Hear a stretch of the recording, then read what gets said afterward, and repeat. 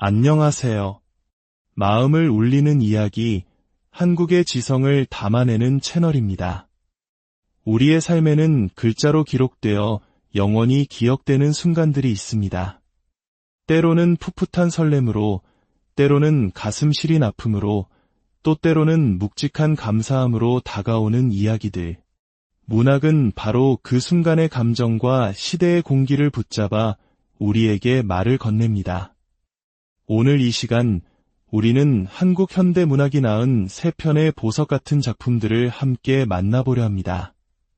한 편의 소설과 두 편의 수필을 통해 청춘의 뜨거운 열망과 계절의 쓸쓸한 아름다움, 그리고 한 시대를 온몸으로 살아낸 아버지의 숭고한 사랑을 느껴보는 깊이 있는 여행을 떠나고자 합니다. 이야기에 온전히 빠져들기 전 잠시 여러분의 마음을 구합니다. 저희의 이 문학적 여정이 여러분의 마음에 작은 울림이라도 준다면 구독과 좋아요로 그 마음을 표현해 주십시오. 여러분의 따뜻한 응원 하나하나가 저희가 더 좋은 콘텐츠를 만들고 잊혀가는 우리 문화의 가치를 나누는데 정말 큰 힘이 됩니다. 이야기를 듣는 모든 분들의 삶에 늘 평안과 축복이 가득하기를 기원하며 이제 첫 번째 이야기의 문을 엽니다. 젊은 느티나무. 작가 강신재. 그에게는 언제나 비누 냄새가 난다. 아니, 그렇지는 않다. 언제나라고는 할 수 없다. 그가 학교에서 돌아와 욕실로 뛰어가서 물을 뒤집어 쓰고 나오는 때면 비누 냄새가 난다. 나는 책상 앞에 돌려 앉아서 꼼짝도 하지 않고 있더라도 그가 가까이 오는 것을 그의 표정이나 기분까지라도 넉넉히 미리 알아차릴 수 있다. 티셔츠로 갈아입은 그는 성큼 내 방으로 걸어들어와 아무렇게나 안락의자에 주저앉던가 창가에 팔꿈치를 짚고 서면서 나에게 빙긋 웃어 보인다. 뭐래? 대개 이런 소리를 던진다. 그런 때에 그에게서 비누 냄새가 난다. 그리고 나는 나에게 가장 슬프고 괴로운 시간이 다가온 것을 깨닫는다. 맑은 비누의 향기와 함께 가슴 속으로 저릿한 것이 퍼져나간다. 이런 말을 하고 싶었던 것이다. 뭐래? 하고 한마디를 던져놓고는 그는 을에 눈을 좀 더 커다랗게 뜨면서 내 얼굴을 건너다 본다. 그 눈동자는 내 표정을 살피려는 것 같기도 하고 어쩌면 그보다도 나에게 쾌활하게 웃고 떠들라고 권하고 있는 것 같기도 하다. 또 어쩌면 단순히 그 자신의 명랑한 기분을 나타내고 있는 것에 불과한지도 모른다. 어느 편일까? 나는 나의 슬픔과 괴로움과 있는 대로의 지혜를 한 점에 응집시켜 이 순간 그의 눈속을 응시하지 않을 수 없다. 나는 알고 싶은 것이다. 그의 눈 속에 과연 내가 무엇으로 비치는가? 하루 해와 하룻밤 사이 바위를 씻는 파도 소리같이 가슴에 와 부딪고 또 부딪고 하던 이 한 가지 상념에 나는 일순전신을 불살라 본다. 그러나 매일 되풀이하며 애를 쓰지만 나는 역시 알 수가 없다. 그의 눈의 의미를 헤아릴 수가 없다. 그래서 나의 괴로움과 슬픔은 좀 더 무거운 것으로 변하면서 가슴 속으로 가라앉아 버리는 것이다. 그리고 다음 찰나에는 나는 그만 나의 자연스러운 위치, 누이 동생이라는 표면으로 보아 아무 스스럼도 불안정함도 없는 나의 위치로 돌아가 있지 않으면 안 될 것을 깨닫는다. 숙제, 나는 이렇게 묻는다. 그가 원한 듯이 아주 쾌활한 투로. 이 경우에 어색하게 군다는 것이 얼마만한 추태인가를 나는 알고 있다. 내 목소리를 듣고는 그도 무언지 마음 놓였다는 듯이 고단해 죽겠어. 뭐 먹을 거 좀 안 줄래? 두 다리를 쭉 뻗고 기지개를 켜면서 대답을 한다. 성화라니까. 영작 숙제가 막 멋지게 되어져가는 판인데 나는 그렇게 투덜거려 보이면서 책상 앞에서 물러난다. 어디 구경 좀 해. 여류 작가가 될 가망이 있는가 없는가 봐줄게. 그는 손을 내밀며 몸까지 앞으로 썩 기울인다. 어머나, 싫어. 나는 노트를 다른 책들 밑에다 잘 감추어 두고 아래층으로 내려가서 냉장고 문을 연다. 뽀얗게 얼음이 내뿜은 코카콜라와 크래커, 치즈 따위를 쟁반에 집어얹으면서 내 가슴은 비밀스러운 즐거움으로 높다랗게 고동치기 시작한다. 그는 왜 늘 내 방에 와서 먹을 것을 달라고 할까? 언제나 냉장고 앞을 그냥 지나버리고는 나에게 와서 달라고 조른다. 어떤 게으름뱅이라도 냉장고 문을 못 열까 봐서 또 누구를 시키는 것이 좋겠다면 부엌 사람들에게 한마디 하는 편이 나을 것이다. 군소리를 짓거리거나 오래 기다리게 하거나 그렇지 않더라도 줄곧 먹을 것을 엎지르거나 떨어뜨리거나 하는 나를 움직이기보다는 쉬울 것이 확실하다. 어쩐 셈인지 나는 이런 따위 일이 참말 서툴다. 좀 얌전하고 재빠르게 보이려고 하여도 도무지 그렇게 되질 않는다. 쟁반을 들고 돌아와 보면 그는 창밖의 덩굴장미에게로 시선을 던지고 옆얼굴을 보이며 앉아있다. 무엇을 생각하는지 내가 곁에 있을 때는 보이지 않는 조용히 가라앉은 눈초리를 하고 있다.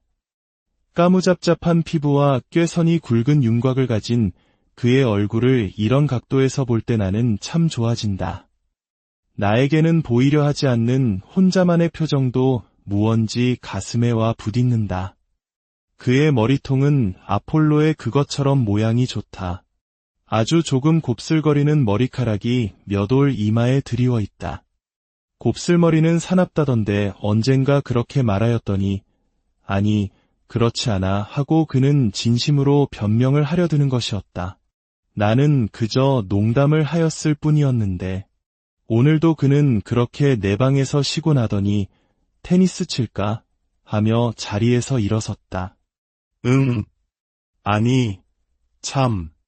내일부터 중간시험이라고 하지 않았던가. 괜찮아. 그까짓 거 사실 시험이고 무엇이고 없었다. 나는 옷서랍을 덜컹거리며 흰 쇼츠와 곤색 셔츠를 끄집어내었다. 괜히 낙제하려고 하면서도 그는 이내 라켓을 가지러 방을 나갔다. 햇볕은 따가웠으나 나뭇잎들의 싱싱한 초록 사이로 서늘한 바람이 지나가곤 한다. 우리는 뒷산 밑 담장께로 걸어갔다. 낡은 돌담에 좀 허술한 기퉁이를 타고 넘어서 옆집 코트로 미끄러져 들어간다. 옆집이라고 하는 것은 구 왕가에 속한다는 토지의 일부인데 기실집이라고는 까마득히 떨어져서 기와집이 두어 채 늘어서 있고 이쪽은 횡하니 비어있는 공터였다. 그 낡은 기와집에서 사는 사람들은 이 공터를 무슨 뜻에선지 매일 쓸고 닦고 하여서 장판처럼 깨끗이 가꾸어 오고 있었다. 아깝게 테니스 코트나 만들면 좋겠는데. 그러면 어떨까? 어느 날 돌담에 걸터 앉아서 내려다보던 끝에 내가 그런 제의를 했다. 처음에는 그는 움직이려 하지 않았으나 결국 건물께로 걸어가서 이야기를 해보았다. 이튿날 우리는 석회를 들고 가 금을 그었다. 또 며칠 후에는 네트를 치고 땅을 깎아 아주 정식으로 코트를 만들어버렸다. 그렇게까지 할 줄은 몰랐을 주인이 야단을 치면 걷어버리자고 주춤거리며 일을 했는데 백발이 성성한 할아버지인 그 집주인은 호령을 하지 않을 뿐더러 가끔 지팡이를 끌고 나와 플레이를 구경하는 것이었다. 이렇게 나이 많은 노인의 표정은 언제나 나에게는 판정하기 어려운 것이지만 특히 이 할아버지의 경우는 그러하였다. 굳이 말한다면 웃고 있는 것 같기도 하고 신기해하고 있는 것 같기도 했지만 또 동시에 하늘 밖의 일을 생각하는 듯 아득해 보이기도 하였으니 기묘했다. 한두 번은 담을 넘는 나의 기술을 저기 바라보고 분명히 무슨 말을 할 듯이 하더니 그만 입을 다물고 말았다. 말을 해봤자 들을 법하지도 않다고 짐작을 대었는지 알 수 없었다. 어쨌든 그곳은 아주 좋은 우리의 놀이터인 것이다. 물리학 전공의 그는 상당히 공부에도 몰리고 있는 눈치였으나 운동을 싫어하는 새님도 아니었다. 테니스를 나는 여기 오기 전에도 하고 있었지만 기술이 붙는 것은 대부분 그의 덕분이다. 그가 내 시골 학교의 코치보다도 더 훌륭한 솜씨를 갖고 있음을 알았을 때 나의 만족이란 이루 말할 수도 없는 것이었다. 머리가 둔한 사람은 나는 도저히 좋아질 수 없지만 또 운동을 전혀 모른다고 하는 사람도 매력적이라고 생각할 수 없다. 스포츠는 삶의 기쁨을 단적으로 맛보여준다. 공을 따라 이리저리 뛰면서 들이마시는 공기의 감미로움이란 아무 것에도 비할 수 없다. 나는 오늘 도무지 컨디션이 좋지가 못하였다. 이렇게 엉망진창인 때면 엉망진창인 대로 또 턱없이 좋으면 좋은 그대로 적당히 이끌고 나가주는 그의 솜씨가 적이 믿음직스러워질 따름이었다. 아, 참 안 된다. 퇴보일로인가 봐. 괜찮아. 아주 더워지기 전에 지수랑 불러서 한번 시합을 할까. 하늘이 라일락 빛으로 물들 무렵 우리는 볼을 주워들고 약수터께로 갔다.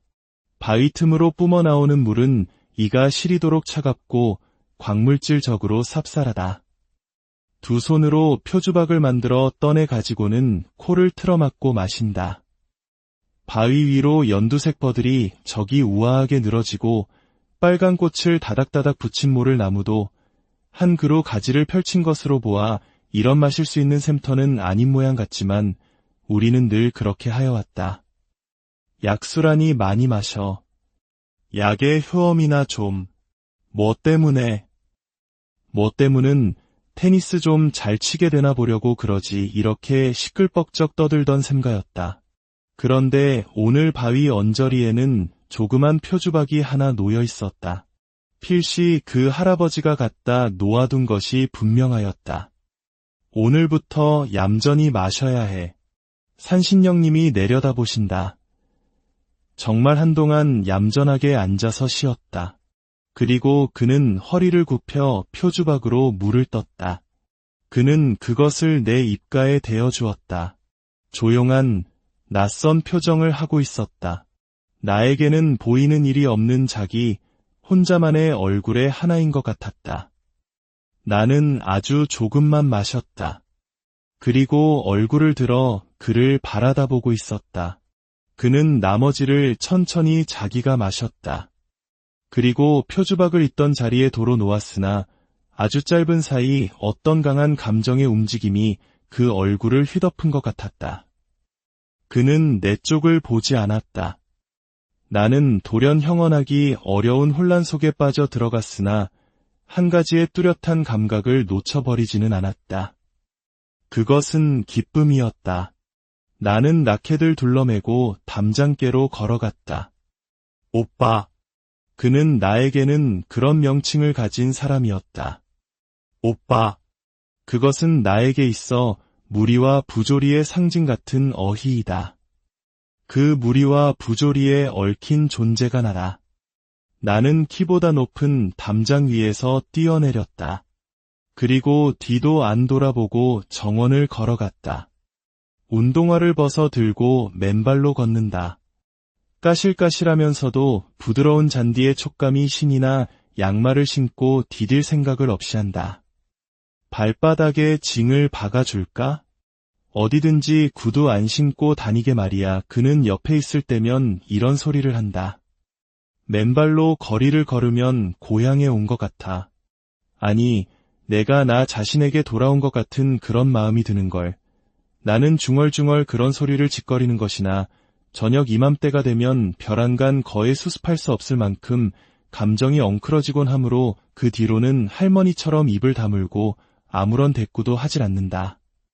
시무룩해가지고 테라스 앞에 오면 널찍한 방에 깔린 자색 양탄자, 이곳저곳에 놓인 육중한 가구, 그 안에 깃들인 신비한 정적, 이런 것들을 넘겨다보면 그리고 주위의 만발한 작약, 라일락의 향기, 짙어진 풀내가 한데 엉켜 뭉클하니 속에 와서 서면 나는 내 존재의 의미가 벼랑간 아프도록 보랏빛 공기 속에 떠있는 것을 보는 것이다. 내가 잠시 지녔던 유쾌함과 행복은 끝내 나의 것일 수는 없고 그것은 그대로 실은 나의 슬픔과 괴로움이었다는 기묘한 도착을 나는 이렇게도 처리할 길이 없다. 오누이, 동생. 이런 말은 내 마음속에 혐오와 공포를 자아낸다. 싫다. 확실히 내가 느낀 기쁨과 즐거움은 이런 범주 내에서 허용될 수 있는 것이 아니었다. 날마다 경험하는 이 보랏빛 공기 속에서의 도착은 참 서글픈 감촉을 갖고 있었다. 나는 그의 곁에 더 오래 머무를 용기조차 없어진다. 검은 눈을 꿈뻑이면서 그는 또 농담이라도 할 것이다. 내게 더 웃고 더 쾌활해지라고 무언중에 명령할 것이다. 그가 내게 해줄 수 있는 일은 그것뿐이다. 오늘 나는 가슴속에 강렬한 기쁨을 안았던 까닭의 비참함도 더 한층 큰 것만 같았다.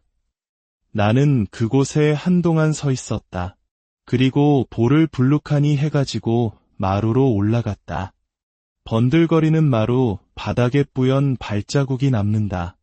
그렇게 마루가 더럽혀지는 것이 어쩐지 약간 기분 좋다. 몸을 씻고는 옷을 갈아입으면서 창으로 힐끗 내다보았더니 그는 등나무 밑 걸상에 앉아 있었다. 무릎 위에 팔꿈치를 짚고 월계수습계로 시선을 던진 모양이 무언지 고독한 자세 같아 보였다. 그도 조금은 괴로운 걸까? 그러나 무슨 도리가 있담. 까닭없이 그에 대해 잔인해지면서 나는 그렇게 혼잣말을 하였다. 나는 방에 불도 켜지 않고 밖에서 보이지 않을 구석에 가만히 앉아 내다보고 있었다. 주위가 훨씬 어두워진 연후에 그는 벤치에서 일어났다. 그리고 사라지기 전에 한참 내 창문께를 보며 서 있었다. 나는 어느 때까지나 불을 켜지 않았다. 저녁을 먹으러 내려가지도 않았다. 그 대신에 그가 마시다만 코크에 잔을 집어들었다. 그리고 가만히 입술을 대었다. 아까 그가 내가 마신 표주박에 입술을 대었듯이 그를 뭐라고 부르면 마땅할까? 오빠라고 불러야 한다는 것이 나의 운명이다. 재작년 늦겨울 새하얀 눈과 얼음에 뒤덮여서 서울의 집들이 마치 얼음 사탕처럼 반짝이던 날 무슈리에게 손목을 끌리다시피 하며 이곳에 도착한 나에게 엄마는 그를 이렇게 소개했다. 수키 오빠예요. 인사를 해. 이름은 현규라고 하고 저 진보랏빛 양탄자 위에 서서 나는 그의 얼굴을 바라보았다. 물리과 대학의 수재란다. 우리 수키도 시골서는 꽤 재원이라고들 하지만 서울 왔으니까 좀 어리벙벙할 테지. 사이좋게 해줘요. 엄마의 목소리는 가벼웠으나 눈에는 두려움이 어려있는 것 같았다. 엄마는 열심히 청년의 큰 눈을 주시하고 있었다. 부인에게 다갈색 스웨터를 입고 그보다 옅은 빛깔의 셔츠깃을 내보인 그는 짙은 눈썹과 미간 사이에 약간 위협적인 느낌을 갖고 있었으나 큰 두 눈은 서늘해 보였고 날카로움과 동시에 자신 있는 너그러움, 침착함 같은 것을 갖고 있는 듯해 보였다. 전체의 윤곽이 단정하면서도 강하고 강렬한 성격의 사람일 것 같았다. 다만 턱과 목덜미의 선이 부드럽고 섬세하여 보였다.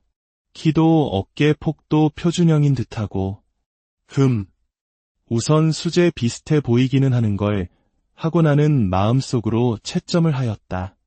물론 겉모습만으로 사람을 평가할 만큼 나는 어리석은 계집애는 아니었지만 내가 그의 눈을 쏘아보자 그는 눈이 부신 사람 같은 표정을 하면서 입술 한쪽으로 조금 웃었다. 그것은 약간 겸연쩍은 것 같기도 하였지만 혼자 고소하고 있는 것 같이도 보였다. 자기를 재어보고 있는 내 마음속을 환히 들여다보는 때문일까? 그러자 나는 반대로 날카로운 관찰을 당하고 있는 듯한 긴장을 느꼈다. 그러나 그는 지극히 단순한 태도로 참 잘 왔어요. 집이 이렇게 너무 쓸쓸해서 아주 좋지 못했는데 하고 한 손을 내밀어서 내 손을 잡았다. 나를 도무지 어린애로만 보았다는 증거일 테고 또 아마 엄마의 감정을 존중한 결과였을 것이다. 아닌 게 아니라 엄마의 얼굴에는 일순안도와 만족의 표정이 물결처럼 퍼져갔다. 나는 이 청년이 엄마에게 어떤 존재인지를 짐작하였다. 말하자면 그들 인공적 모자 관계에 있어서는 항상 세심한 배려가 상호간에 베풀어져야 하는 것이다. 무슈는 매우 대범한 성질이어서 만사를 복잡하게 받아들이지는 않는 것 같았다. 그는 그저 미소를 띠고 우리를 바라다 볼 뿐이고 내가 고단할 거라는 소리를 몇 번이나 하였다. 어쨌든 그는 그로부터 나를 숙희라고 쉽고도 간단하게 불러오고 있다. 헤이, 숙, 하기도 한다. 그리고 나에게 무조건 관대하였다. 지나칠 만큼, 그래서 때로는 섭섭할 만큼. 그러므로 그가 요즘 내 방에 와서 배가 고프다고 한다거나 손 같은데 약을 발라 달라고 하게 된 것은 나에게는 대단히 귀중한 변화인 것이다. 그것은 어쨌든 내 편에서는 그를 오빠라고는 도저히 부를 수 없었다. 처음에는 너무 생소하여서, 그리고 나중에는 또 다른 이유들로. 이것은 무슈리를 아버지라고 부르기 어렵기보다는 몇 갑절이나 힘든 일이었다. 나는 자기가 대단한 고집쟁이인지 또는 부끄럼쟁이인지 분간할 수 없다. 나의 이런 곤란을 그도 엄마도 어느 정도 알고 있는 모양으로 요즘은 내가 그 말을 피하려고 이리저리 애를 쓰지 않고도 적당한 대답을 할 수 있도록 저편에서 고려하여 말을 걸어준다. 이런 의미에서 사양없이 나를 곤경에 몰아넣고야 마는 것은 무슈리 한 사람뿐이다. 서울 와서 1년 남짓 지내는 세나는 여러모로 조금씩 달라진 것 같다. 멋을 내는 방법도 배웠고 키가 커지고 살결도 휘어졌다. 지난 4월에는 미스 이화여고에 당선되어서 하루 동안 학교에 킨 노릇을 하였다. 가슴이 약간 모자랄 거라고 나는 생각하고 있었는데 압도적으로 표가 많이 나와서 내가 오히려 놀랐다. 엄마는 좋아서 어쩔 줄 몰랐고 무슈리는 기막히게 비싼 팔목시계를 사주었다. 현규는 별말을 하지 않았다. 농담조차 하지 않았다. 축하한다고 한 번. 그것도 아주 거북살스러운 투로 말하고는 무언지 수줍은 것 같은 얼굴을 하고 있었다. 그런 것을 보니까 나는 썩 기분이 좋았다. 삶의 기쁨이란 말을 나는 이제 이해한다. 이 집의 공기는 안락하고 쾌적하고 엄마와 무슈리의 관계로 하여 약간 로맨틱한 색채가 감돌고 있기도 하다. 서울의 중심에서 떨어진 S촌의 숲속의 환경도 내 마음에 들고 무슈리가 오래전부터 혼자 살아왔다는 담쟁이 덩굴로 온통 뒤덮인 낡은 벽돌집도 기분에 맞는다. 현규는 엄마에게 예절 바르고 친절하고 무슈리는 내가 건강하고 행복스러운 얼굴만 하고 있으면 어느 때고 지극히 만족해하고 있다. 그는 어느 사립대학의 경제학 교수인데 약간 뚱뚱하고 약간 호인으로 보인다. 프랑스와 아무 관계도 없는 그를 무슈라고 속으로 부르고 있는 까닭은 어느 프랑스 영화에서 본 불쌍한 아버지의 모습과 그가 닮아있기 때문이다. 무슈리는 불쌍하지 않다. 오히려 지금은 참 행복하다. 그러나 이렇게 호의 덩어리 같은 사람은 주의가 나쁘면 엉망으로 불행해질 것 같이 보이는 것이다. 괴테의 베르테르 같은 청년의 비극에는 날카로운 아름다움이 있다. 그러나 우리 무슈리 같은 타입의 슬픔에는 오직 비참만이 있을 듯하다. 우리 엄마가 그의 곁에 와준 것은 얼마나 다행한 일이었을까? 엄마는 줄곧 집에만 들어앉아 있으나 행복해 보였고 예부터 특징이던 부드러운 목소리가 한층 더 부드러워진 것 같다. 다만 엄마는 엄마의 행복에 대해서 한편으로 죄스러움 같은 것을 느끼고 있는 듯한 눈치로서 그래서 바깥으로 나다니지도 않고 큰 소리로 웃는 일도 없는 것 같았다. 그러나 그녀는 늘 고운 옷을 입고 있었고 옅게 화장을 하고 있었다. 이 일도 내 마음에 흡족하였다. 그러나 이곳에는 뜻하지 않은 괴로움이 또한 있었다. 현규에 대한 감정은 언제나 내 마음을 무겁게 하고 있다. 너무나 고통스럽게 여겨질 때에는 여기 오지를 말았더라면 하고 혼자 중얼대는 일도 있다. 그러나 그 생각은 오래가지 않는다. 나는 만약 내 생애에서 한 번도 그를 만나는 일이 없이 죽고 말 경우라는 것을 생각해보면 가슴이 서늘해지기까지 한다. 아무 일도 이루어지지 않아도 좋았다. 나는 그를 만났다는 일만으로 세상의 어느 여자보다도 행복한 것이다. 그의 곁에서 호흡하고 있는 기쁨을 무엇과 바꿀 수 있을까? 그러나 나는 여전히 슬프고 초조한 것도 사실이다. 정직히 말한다면 내 기분은 일분마다 달라진다. 무슈리가 요즘 외국을 여행 중인 것은 내게는 하나의 구원과도 같다. 아침마다 행복 그것 같은 얼굴로 인사를 하지 않아도 좋고 저녁마다 제 시간에 식당에 내려가지 않아도 좋기 때문이다. 돌아오실 때까지 눈 감아줘. 응, 엄마. 시간 지키는 거 나 질색인 줄 알잖아. 먹고 싶을 때 먹고 안 먹고 싶을 때 안 먹고 그럴게. 응, 무슈리가 떠나는 즉시로 나는 엄마에게 이렇게 교섭을 하였다. 사실 현규의 얼굴을 보는 일이 두려운 때가 점점 잦아오는 것만 같다. 그는 대개 엄마와 함께 저녁을 드는 모양이었다. 예절 바른 그가 식당에서 엄마의 상대를 하고 있을 동안 나는 멍하니 창가에 앉아서 저물어가는 하늘을 바라다보고 있다. 군데군데 작은 집들이 몰려있는 촌락과 풀숲과 번뜩이는 연못 같은 것들이 있는 넓은 들판 너머에 무디게 빛나며 강이 흐르고 있다. 강은 날씨와 시간에 따라 백금같이 반짝이기도 하고 안개처럼 온통 뿌옇게 흐려버리기도 한다. 하늘이 보랏빛으로부터 연한 잿빛으로 변하여가는 무렵이면 그 강도 부드러운 회색 구름과 한 덩이가 되었다. 나는 여러 가지 감정이 뒤범벅이 된 혼란 상태에서 자기를 건져내야 한다고 어두운 강물을 바라보며 늘 생각하는 것이었다. 마음 가는 대로 몸을 내맡길 수 없는 것이 나의 입장이고 또 그 마음 가는 일 자체에 대해서도 분열된 생각을 수습할 수가 없었다. 현규를 사랑한다는 일 가운데 죄의식은 없었다. 그런 것은 있을 수 없었다. 그러나 엄마와 무슈리를 그런 의미에서 배반하는 것은 곧 내 사람 전부의 파멸을 의미하는 것이었다.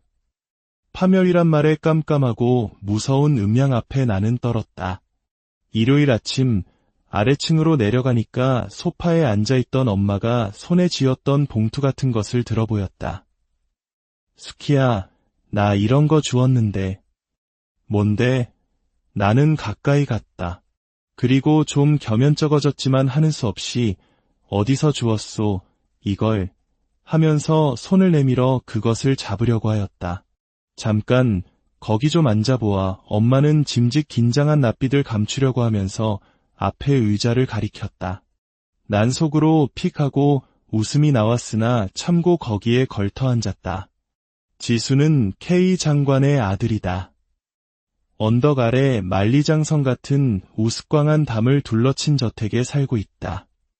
현규랑 함께 테니스를 치는 동무이고 어느 의과 대학의 학생인데 큼직큼직하고 단순하게 생겨 있었다.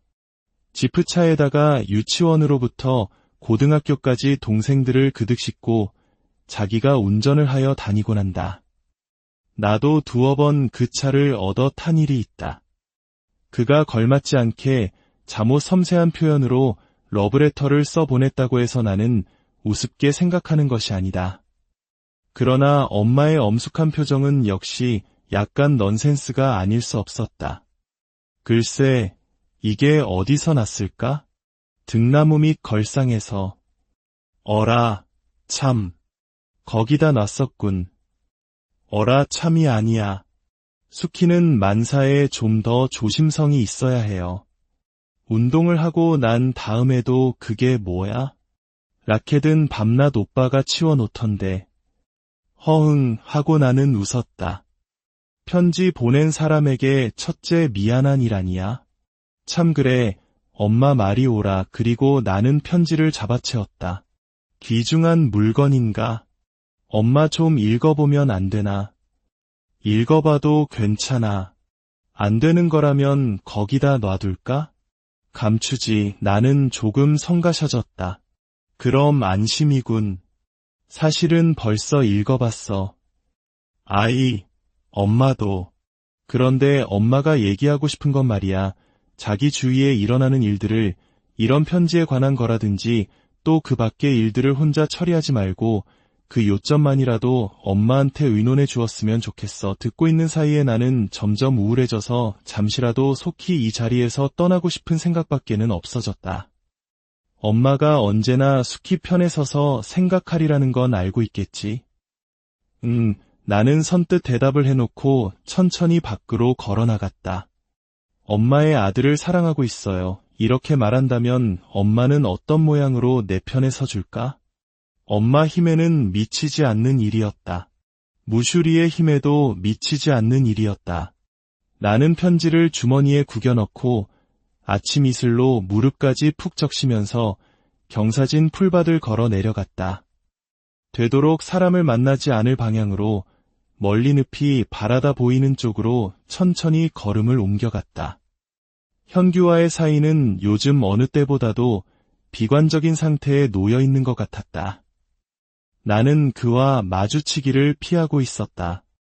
웃고 농담을 하고 아무것도 아닌 채 헤어지는 고통이 참기 어려운 것이다. 그가 예사 얘기를 하여도 나는 공연히 화를 냈다. 그러면 그는 상대를 안 해주었다. 여름이 무르익어 가고 있었다. 상수리 숲이 늪의 방향을 가려 버렸으므로 난 풀 위에 앉아 턱을 괴고 생각에 잠겼다. 세계적인 발레리나가 되어 보석처럼 번쩍이면서 무대 위에서 그를 노려보아 줄까? 그러면 그는 평범한 못생긴 아내를 데리고 보러 왔다가 가슴이 아파질 테지. 아주 짧은 동안 그것은 썩 좋은 생각인 듯 내 마음속에 머물렀다. 그리고는 물거품처럼 사라져 없어졌다. 그러자 슬픈 마음이 들기도 전에 발등 위로 눈물이 한 방울 굴러 떨어졌다. 나는 일어나서 돌아가려고 하였다. 그때 와삭거리고 풀 헤치는 소리가 등 뒤에서 나며 늘씬하게 생긴 새터 한 마리가 나타났다. 그 줄을 쥐고 지수가 걸어왔다. 건강한 체구에 연회색 스포츠웨어가 잘 어울린다. 안녕하셨어요. 산책입니까? 네. 돌아가는 길이에요. 우리는 잠자코 한동안 함께 걸었다. 아카시아 숲 사이 길에서 그는 앞을 향한 채 불쑥 편지 보아주셨소? 하고 겸연쩍은 듯한 소리를 내었다. 네. 회답은 안 해주세요. 나는 네. 어떻게 써야 할지 모르겠어요. 했다. 그는 성급하게 고개를 끄덕거렸다. 귀가 좀 빨개진 것 같았다. 그러나 하여간 제 의사를 알아주시긴 했겠죠. 나는 그렇다고 하였다. 그리고 이야기를 끝맺기 위해서 현규가 가까운 시일 내에 또 테니스를 치자고 하더라는 말을 했다. 네, 가죠. 그도 단번에 기운을 회복하며 대답하였다. 그의 휘파람을 들으며 집 가까이까지 왔다. 오늘 대단히 기뻤습니다. 감사합니다. 그는 조금 슬픈 어조로 인사를 하였다. 그리고 내 어깨로 기어오르는 풀벌레를 떨구어 주었다. 안녕히 가세요. 그리고 연습 많이 하세요. 저희들 팀은 아주 세졌으니까요. 그는 다른 일을 생각하고 있는 듯 입술을 문 채 끄덕끄덕하였다. 잡석을 박은 좁다란 층계를 뛰어오르자 나는 곧장 내 방으로 올라갔다. 지수가 하듯이 휘파람을 불고 있었다.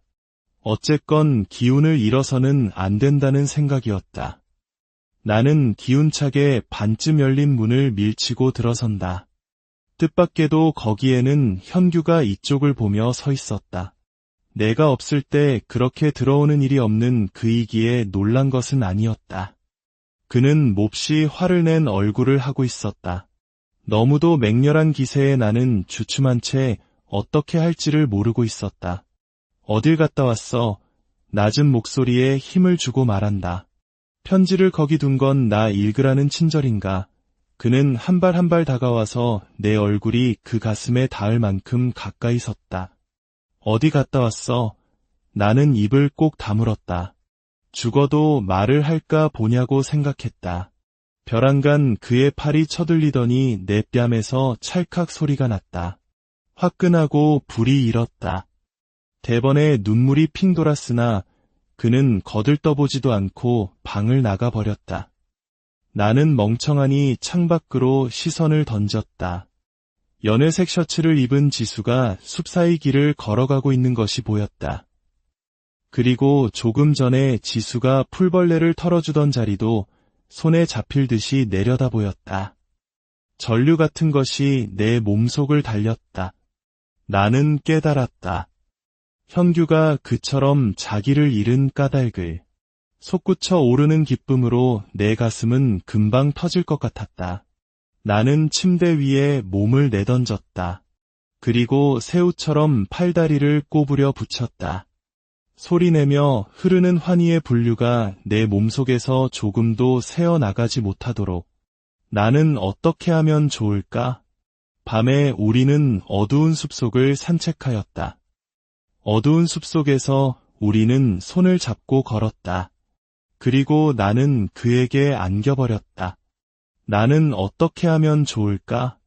어떻게 해야 할지 점점 더 알 수 없어진다. 여하간 나는 숲속에 가는 일을 그만두어야 한다. 지금 확실히 말할 수 있는 일은 그것뿐이다. 학교에서 돌아오니까 엄마가 기다린다고 안방으로 가라고 했다. 요즘 인사도 않고 나가고 들어오던 나는 우선 가슴이 철컥 내려앉았다. 너, 그런데 얼굴이 파랗구나. 어디 아픈 거 아닌가? 엄마는 내 이마에 손을 얹어보았다. 오빠는 밤늦어야 돌아오고 수키도 이렇게 부르지 않으면 보기 어렵고 엄마는 조금 웃었다. 아무것도 알지 못하는 웃음 같았다. 편지가 왔는데 어쩌면 엄마가 미국에 가야 할지 모르겠어. 그렇게 되면 1년이나 아마 그쯤은 못 돌아올 것 같은데 수키하고 오빠를 버리고 가기도 어렵고. 그래, 싫다고 몇 번이나 회답을 냈지만 엄마는 조금 외면을 하였다. 어떨까? 오빠는 찬성을 해주었는데 그러면서 내 눈속을 들여다보았다. 나도 좋아요. 우리는 그러면 구체적으로 어떻게 할지는 내일이라도 의논하지. 큰댁 할머니더러 와 계셔 달랄까? 그래도 믿기지 않긴 마찬가지고 엄마가 없는 이 집에서 어떤 일이 일어나려고 하는 걸까? 현규와 단둘이 있어야 할 일을 생각하니 얼굴에서 핏기가 가셨다. 아무도 막아낼 수 없는 운명적인 사건이 이미 숲속에 가지 않는 것쯤으로는 어찌할 수도 없는 벅찬 일이 생기고야 말 것이다.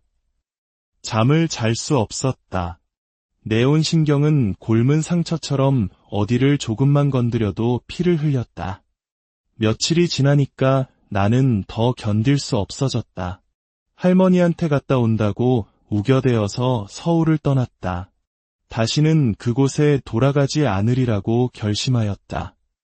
다시는 학교에 다니지도 않으리라고 마음먹었다. 내 삶은 일단 여기서 끝막았다고 그렇게 생각을 가져야만이 모든 일이 수습될 것 같이 여겨졌다.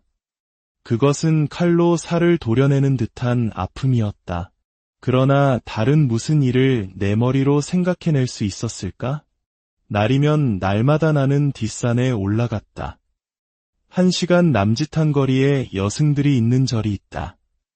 나는 절이라는 곳이 몹시 싫었으나 거기를 좀 더 지나가면 마음에 드는 장소가 나타났다. 들국화 덤불과 젊은 나무들의 초록이 바람을 바로 맞는 등성이었다. 바람을 받으면서 앉아있곤 하였다. 젊은 느티나무 몇 그루 사이로 들국화의 옅은 향기가 흩어지곤 하였다. 터키즈 블루의 원피스 자락, 흰 꽃잎은 찬란한 하늘 밑에서 인해 색이 바래고 초라하게 말려들었다. 그리고 있다가 시선을 들었다. 다음 찰나에 나는 나도 모르게 일어서 있었다. 현규였다. 그는 급한 비탈을 올라오고 있었다.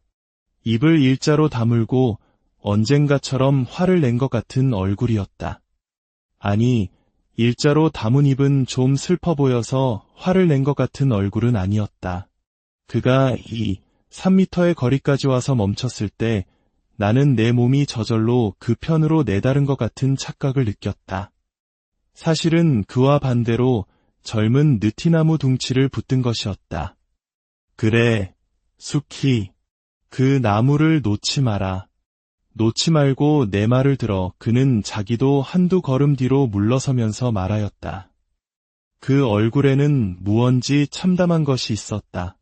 수키는 돌아와서 학교에 가야 해. 무엇이고 다 잊고 공부를 해야 해. 나도 그렇게 할 작정이니까. 우리는 헤어져 있어야 해. 헤어져서 공부를 해야 해. 어머니가 떠나시려면 비용도 들 테니까 집은 남에게 빌려주자고 말씀드렸어. 내가 갈 곳도 생각해놓고 수키도 어머니 친구 댁에 가 있으면 될 거야. 그렇게 헤어져 있어야 하지만 수키, 우리에겐 길이 없는 것은 아니야. 내 말을 알아들어 줄까? 그는 두 발로 땅을 꾹 딛고 서서 말하였다. 나는 느티나무를 붙들고 가늘게 떨고 있었다. 그때 숲속에서의 일은 우리에게는 어찌할 수도 없는 진실이었어. 우리는 이 일을 부정하고는 살아가지도 못할 게다. 우리는 만나기 위해서 헤어지는 것이야. 우리에겐 길이 없지 않아. 외국에 가든지. 그는 부르튼 손등으로 얼굴을 닦았다. 내 말을 알아줄까, 수키? 나는 눈물을 그득 담고 끄덕여 보였다. 내 삶은 끝나버린 것이 아니었다. 나는 그를 더 사랑하여도 되는 것이었다. 이제는 집에 돌아오겠다고 약속해주겠지? 내일이건 모레건 되도록 속히. 나는 또 끄덕여 보였다. 고마워. 그럼. 그는 억지로처럼 조금 미소하였다. 그리고 빙글 몸을 돌려 산비탈을 달려 내려갔다. 바람이 마주 불었다. 나는 젊은 느티나무를 안고 웃고 있었다. 펑펑 울면서 온몸으로 퍼져가는 웃음을 웃고 있었다. 아! 나는 그를 더 사랑하여도 되는 것이었다. 강신재 작가의 젊은 느티나무였습니다. 1960년에 발표된 이 소설은 당시로서는 파격적인 소재였던 이복 남매 간의 미묘하고 애틋한 감정을 섬세한 문체로 그려내어 큰 반향을 일으켰습니다. 사회적 금기 속에서 피어나는 순수한 청춘의 고뇌와 사랑. 어쩌면 우리 모두가 한 번쯤 겪었을 이름 붙일 수 없는 감정의 소용돌이를 떠올리게 하는 작품이었습니다. 특히 그에게는 언제나 비누 냄새가 난다는 첫 문장은 한 사람에 대한 기억이 어떻게 특정 감각으로 영원히 남게 되는지를 아름답게 보여줍니다. 잠시 숨을 고르고 이제 우리는 또 다른 감성의 세계로 떠나보겠습니다. 가을의 끝자락 11월이라는 시간에 담긴 특별한 정서를 노래하는 글로 여러분을 안내합니다. 가난한 11월을. 작가 손광성. 11월은 가을이 아니다. 겨울도 아니다. 11월은 늦가을과 초겨울이 만나는 그 언저리 어디쯤이다. 입동과 소설이 들어있지만 그것은 달력 속의 저루에 지나지 않는다. 비가 오다가 눈이 되기도 하고 눈이 다시 비로 변하는 달. 진눈깨비의 달. 노란 삼국화도 보랏빛 숙부쟁이며 구절초도 11월에는 모두 빛을 잃는다. 도요새와 기러기와 그리고 갈까마귀 같은 철새들이 날아오고 또 날아가는 계절. 초록이 바래버린 덤불에서 작은 열매들이 마지막 햇볕을 즐기고 있을 때 새들은 높이 날아 멀리 길을 떠난다. 떠나는 것이 어디 철새들만이겠는가. 11월이 되면 마음이 먼저 길을 떠난다. 무엇을 잃은 것 같아 차표를 사고 누군가 기다리는 것 같아 밤 열차에 몸을 싣는다. 어느 간이역 자판기에서 뽑은 한 잔의 커피가 주는 따스한 온기. 플랫폼에 서 있는 이국 여인의 쓸쓸한 뒷모습. 철로 위에 부는 바람. 역사 옆으로 길게 늘어선 쥐똥나무 울타리의 나지막한 침묵. 11월에는 모든 것이 침묵한다. 벌레 소리도 침묵하고 나뭇잎들이 침묵하고 사람들이 침묵한다. 비밀스럽게 바지 주머니에 손을 찌른 채 목을 움츠리고 어딘가를 향해 종종 걸음을 친다. 감시자의 눈을 피하듯 굳게 닫힌 창문에는 두꺼운 커튼이 내려진다. 동화 속에 나오는 거인의 발자국 소리처럼 멀지 않아 성큼 겨울이 다가서리라. 이제 떠날 준비를 해야 한다. 여름 내 분별 없이 늘어놓았던 헛된 약속들은 모두 낙엽과 함께 떨어버리고 감정의 거칠애들도 하나씩 떨어버리고 연민과 미련 같은 것조차 조용히 떨어버리고 그리고 조금씩 가벼워져야 한다. 11월이 오면 질경이며 수크령이며 강아지풀이며 명아주 같은 것들조차 버릴 줄을 안다. 씨앗을 털고 여름 동안 턱없이 비대해진 줄기 같은 것도 풍장하듯 바람에 맡긴다. 석양을 등지고 서 있는 하얀 억새의 저 가벼운 몸짓처럼 구름이 가벼워지고 그 위를 날아가는 철새들의 깃털이 가벼워지고 그리고 우리도 가벼워진다. 11월이 오면 털실로 짠 목도리를 하고 안개가 피어오르는 강으로 가고 싶다. 제일 먼저 날아온 도요새와 목줄기가 파란 청둥오리와 노랑부리 갈매기와 관모가 멋진 댕기물대새들을 만나고 싶다. 갈대밭 위로 부는 바람에 고개를 끄덕이다가 아득히 멀어져가는 먼 산을 보며 또 고개를 끄덕이다가 돌아오는 길에 불빛이 아늑한 어느 목로에 앉아 한 잔의 술로 식어가는 가슴을 데우고 싶다. 추수가 끝난 빈 들판. 로버트 프로스트의 우수 어린 눈빛 같은 하늘. 조금은 수척해 보이지만 슬퍼 보이지 않는 이 가난한 11월을 나는 사랑한다. 그리고 한 해가 다하기까지는 아직 한 달이란 시간이 남아있다는 사실에 감사한다. 얼마 남지 않은 저금 통장의 잔고를 아끼듯이 나는 나의 이 마지막 여유를 아끼고 싶다. 12월은 언제나 후회 속에 보내야 했다. 돌아다 보면 아무것도 이룬 것이 없는데 시간은 벌써 저만치서 꼬리를 감추고 있었다. 정월과 2월은 너무 추웠다.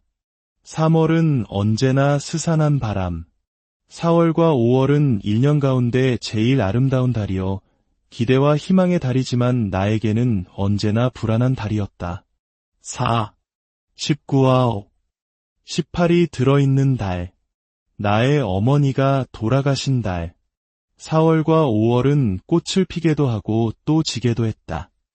11월은 내가 좋아하는 바바리 코트를 입을 수 있는 달이고 첫눈을 밟을 수 있는 달이며 술과 담배와 그리고 커피가 제맛을 내는 달이다. 무엇보다 11월은 혼자 여행하기에 좋은 달이다. 새벽 4시 반에 가방 하나를 들고 몰래 집을 빠져나와 흔들리는 기차에 몸을 싣는다.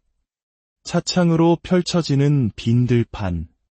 깊은 사념에 잠긴 산맥을 배경으로 줄을 지어서 있는 앙상한 낙엽송의 숲들. 갈색 털실 뭉치 같은 몇 개의 까치둥지와 아득 높은 가지 끝에 앉아있는 검은 새가 있는 풍경. 이 까칠한 풍경 속에서 나는 공복과도 같은 편안함을 느낀다. 결핍 속에서 느끼는 충만감. 승리가 아니라 패배 뒤에 오는 안도감 같은 것. 낯선 도시의 거리를 걷고 있을 때 느끼는 부드러운 우수와 쓸쓸한 해방감. 11월에는 언제나 그런 체념의 그림자와 알 수 없는 미래에 대한 예감에 기이한 빛이 서려 있다. 11월은 이미 흘러가 버린 일에 대하여 후회하기에는 너무 많은 시간이 지나갔음을 알게 하고 새로운 미래를 설계하기에는 남은 날들이 얼마 되지 않음을 깨닫게 한다. 그러나 그냥 잠들기에는 아직은 이른 시간. 가볍게 떠나는 모든 것들에게 목례를 보내고 어두운 방에 불을 밝힌다. 그리고 가만히 기다린다. 공복처럼 편안한 11월의 마지막 밤을. 송광성 작가의 수필, 가난한 11월을 함께 하셨습니다. 가을의 화려함이 모두 지고 아직 겨울의 흰눈이 내리기 전 텅 빈 충만함이 깃든 11월. 작가는 이 쓸쓸한 계절의 풍경 속에서 오히려 내면의 평화와 성찰의 시간을 발견합니다. 아마 많은 한국인들이 이 글에 담긴 11월의 정서, 그 특유의 쓸쓸함에 깊이 공감하실 겁니다. 모든 것을 비워내고 다가올 겨울을 준비하는 자연처럼 우리 자신을 돌아보게 만드는 글이었습니다. 이제 마지막 이야기로 넘어가 보겠습니다. 우리를 키워낸 아버지라는 존재의 무게와 사랑을 삽이라는 하나의 사물을 통해 깊이 있게 그려낸 작품입니다. 아버지의 삽, 작가 권남희. 아버지는 삽 한 자루로 집안의 모든 일을 해냈다. 밭을 만들어 그 밭에 오이, 토마토, 호박 등의 농작물을 심으면 신의 손길이라도 닿은 듯 잘 자랐다. 삽 한 자루로 못하는 게 없는 아버지였다. 농토를 불리고 집을 짓고 특수작물을 재배하며 우리 삼남매를 가르치니 대단한 능력자였다. 삽은 무엇일까? 나도 아버지처럼 삽이 갖고 싶었다. 아버지의 삽은 10살 소녀의 키를 넘으니 제대로 삽을 다룰 수 없지 않은가. 내 마음대로 땅도 파헤쳐 아버지처럼 밭도 만들어낼 수 있는 삽자루 생기기를 속으로 바랐다. 아버지에게는 연장이 많았다. 비닐하우스가 한 동 지어진 마당 한쪽에 농기구가 들어있는 창고를 염탐하곤 했다.